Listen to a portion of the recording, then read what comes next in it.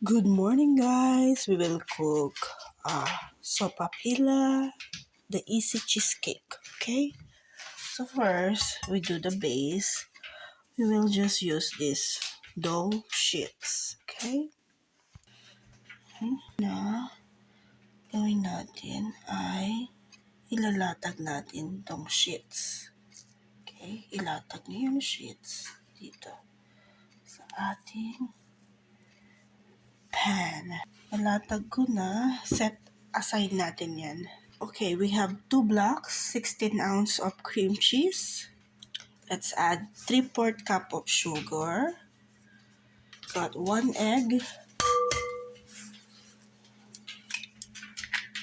And then 1 and 1 teaspoon of vanilla. Okay, let's beat.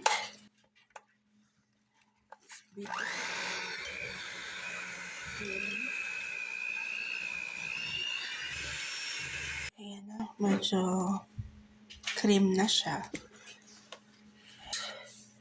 Then we will put our cream. Okay. Cream.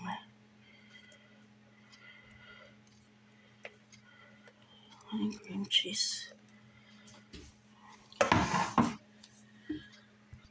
Flatten natin. Flatten out. Dapat flat na flat.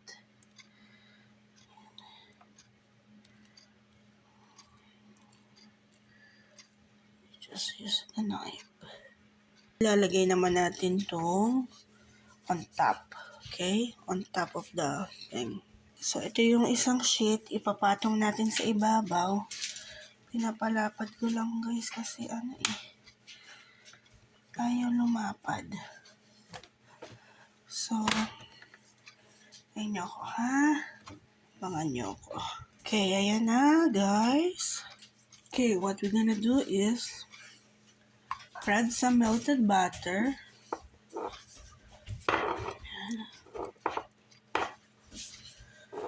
Then heat your oven to 350 degrees Fahrenheit.